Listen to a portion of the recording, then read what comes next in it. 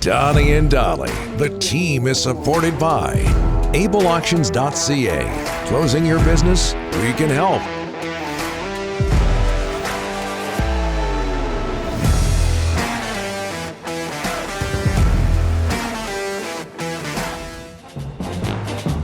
Oh, yeah.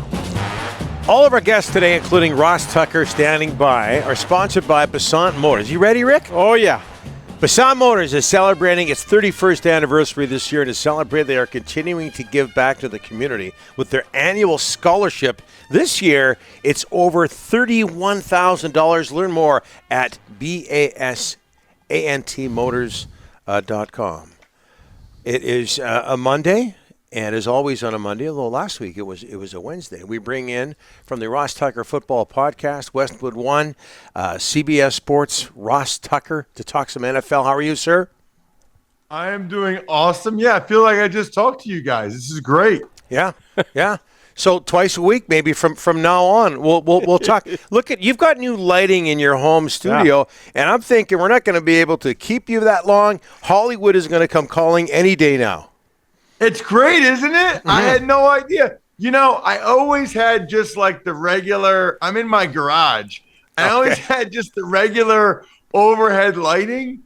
And so every clip I ever have for my shows, everything I go on, I always have crazy shiny forehead going on because of the lighting.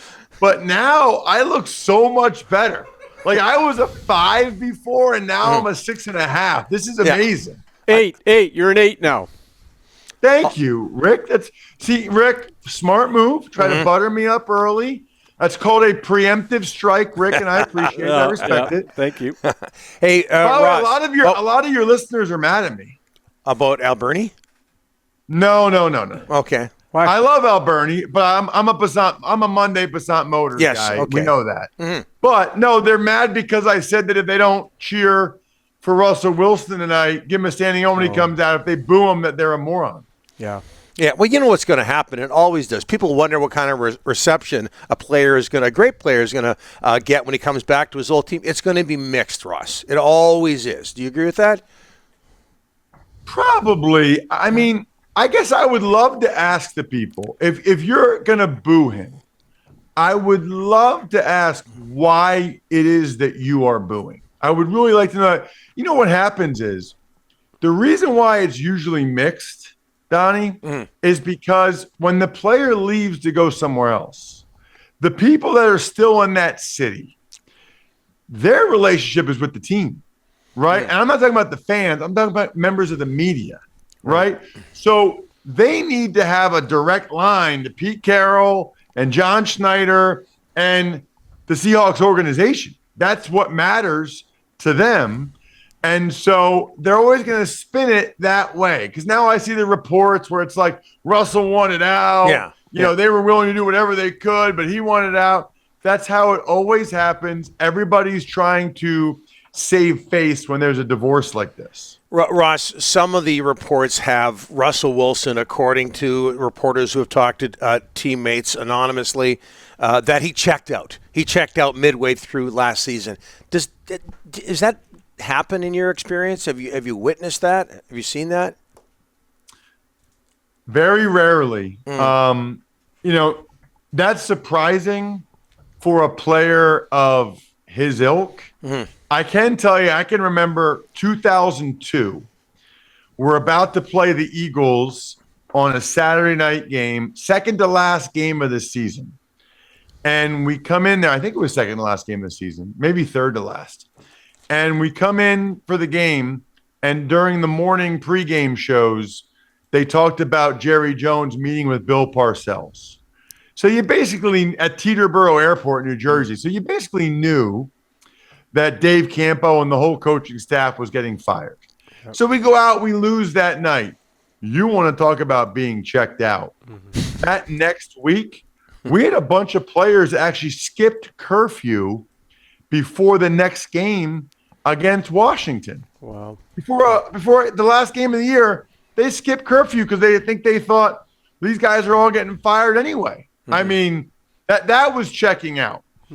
I would love to see more of the insight about Russell Wilson. I think on some level, he probably feels like the organization didn't check in with him enough to not get to that point. Right. Mm-hmm. Pittsburgh, Cincinnati, what a game. Bengals lose their long snapper during the contest, early in the contest, and it cost them, missed the convert late in regulation and the field goal in overtime, largely because of the snap. Do we underestimate the role of the long snapper? No, I think we properly estimate it. Okay. We just, nobody cares until the guy messes up and then he gets fired and they get somebody else. Yeah. Or unless he gets hurt.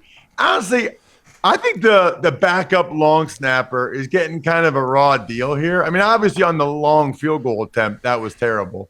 But on the extra point, it wasn't that bad of a long snap. It got to the guy. It was a little bit slow, but it got to the guy. You got to block Minkah Fitzpatrick. I had that role. It's a terrible role, guys. You're the only person that really is responsible for two gaps. So you step inside as the tight end on field goal extra point. You step inside and punch, and then you hinge and open up, and you punch with your outside hand, and you don't let anybody get through either gap. What that means, though, is nobody's protecting right here. Nobody's protecting. So you got one arm for this gap, one arm for this gap. You got nothing to protect yourself. You basically, what you're taught is to get run over with dignity. And a lot of times it did not feel very dignified as you're getting master blasted by 3 NFL players, but they didn't block the kick. Whoever did that for the Bengals, they didn't get anything on Fitzpatrick and they blocked the kick. It's more his fault than the long snapper on that one. Ross, let's go to the Packers and Vikings. The look that Aaron Rodgers gave that rookie receiver when he dropped the ball is the look you give me when I ask you a dumb question. Listen, boy, I got a question for you. They're paying him $50 million a year. He's 38 years old, and you're saddling him with rookie receivers. Like, what's going on there, Ross?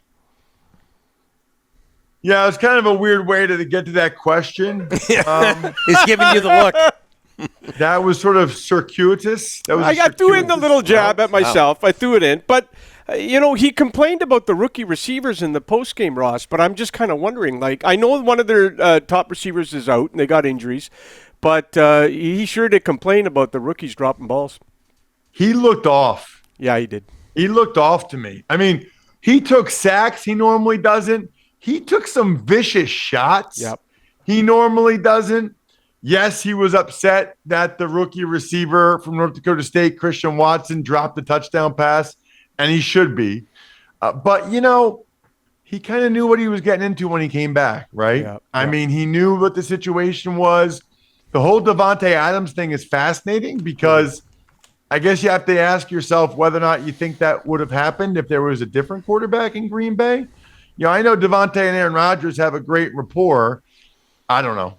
Seems like if you watch the game last night, guys like Julio Jones, Akeem Hicks, they're going out of their way to go to Tampa to play with Tom Brady. So guys take less money to play with Tom Brady, but the reports were the Packers offered Davante Adams even more than the Raiders. So, and I know he says he's a Raiders fan growing up, but come on, they're not even in the Bay Area anymore. Yeah. They're in Las Vegas. It's not like he's going home. I think it's a bad look for Aaron Rodgers. No matter how you try to slice, he's a Raiders fan. Okay. Ross, Lamar Jackson, I love watching him. But this guy plays 2 days after a report that he turned down $200 million plus. I mean, we're living in a day and age, Ross, where athletes are turning down $250 million. It's crazy. Well, remember, as an NFL contract, that's not all guaranteed, right? So unlike baseball, hockey, basketball, that's the issue. That's it. If the $290 million was all guaranteed, he would have signed it right away. It wasn't all guaranteed. Here's the flaw, though, that I don't understand with everybody's analysis of this situation. The Ravens offered, I think, $133 million fully guaranteed at signing. Yep. Right? And that usually goes in like the first 3 years. Everybody's like, it's not all guaranteed like Deshaun Watson. He wants the whole thing guaranteed like Deshaun Watson. Okay. Well, what's the concern about it not being fully guaranteed? The concern is at some point they could cut him, which would, wait for it, make him a free agent, Yes. which is what he wants anyway. Right. So you get the $133 million the first 3 years. Okay, there's no more guaranteed money. They can cut you. Yeah. That makes you a free agent, which is what you want anyway. That's what you're looking to get is free agency, which is going to take you 3 years anyway. This year, next year on the franchise tag, the year after that on the franchise tag. So all you did now was take the risk on yourself of 3 1-year deals just to try to get to what you're concerned about could happen if you sign the long-term deal. Doesn't make a whole lot of sense to me. Ross, New York Giants, Brian Dable's first game as head coach of the New York Giants. Late in the game, 13-point comeback. He decides instead of kicking the convert to go for 2, taking a chance, they end up winning the game. How much did you respect? How much did you enjoy that decision? By the way, Donnie, I got to ask you something. You're calling every extra point a convert, which I've never heard before. Oh, come on. Come on. Never. Rick, is this a Canadian thing, or do I have to blast Donnie? Blast them. It's an extra nice. point. Okay. It's a point after. I'll even allow conversion, Donnie. Yeah. But convert, like a convert to what? What are you talking about? Ross, at least I didn't say rouge, okay? So there is that. Okay, convert. Oh my gosh, I love it. Okay, lesson learned. What about that decision? Canadian thing or not? I guess so. I'm not really sure. I think so. Yeah. Wow. Well, let me ask you this. Okay. Do you know what a toque is? Definitely not. Really? Wow. Okay. We need to do this every week where you guys name some random thing and I get, okay, I know what a toque is. A toque is the thing you put like to make your beer cold. No. Like, we call it a koozie.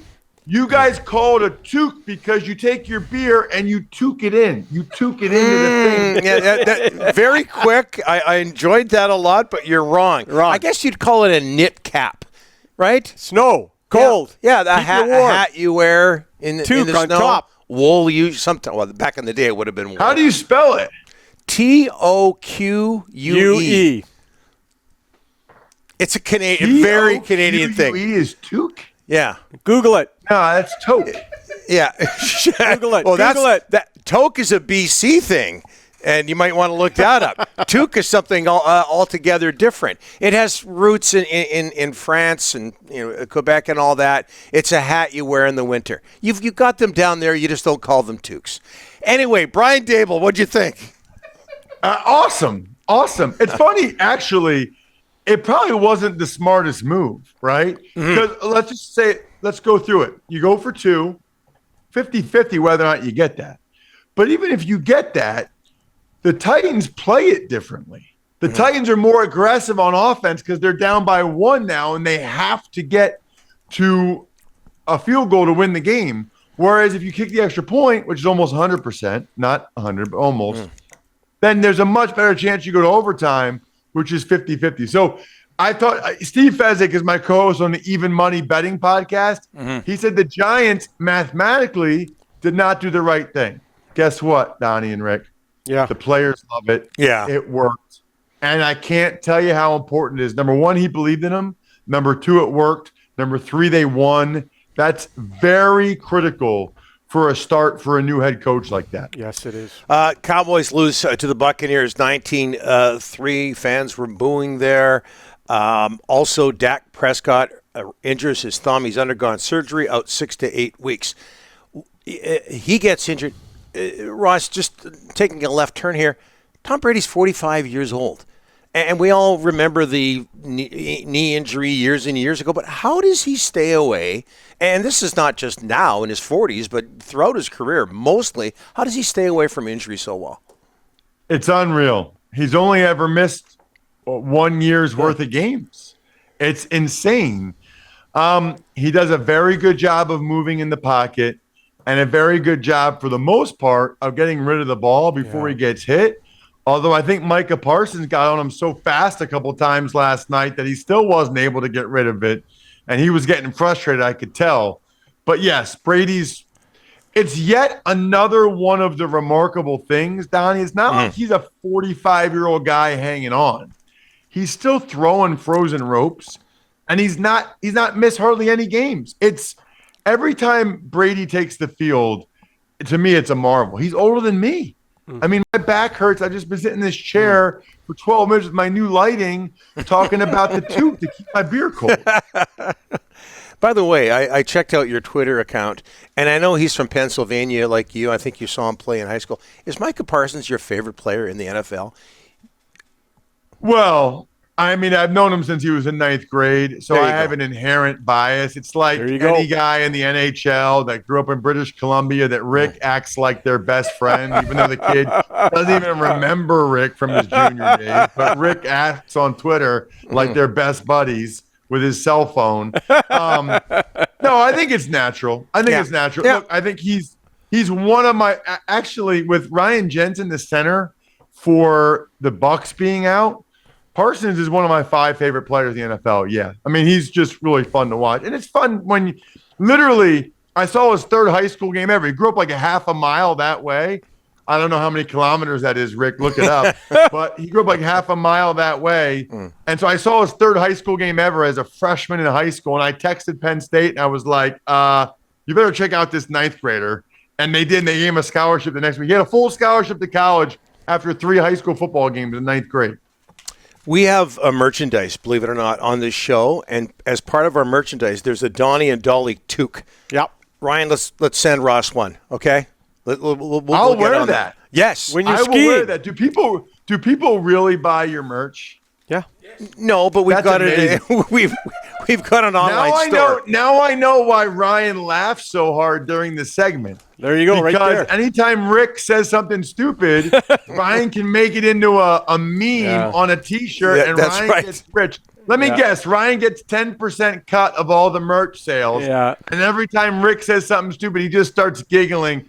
Ryan's giggling. I would like to see what your ratings would be if the whole show was just Ryan in the back room going, Yeah, exactly.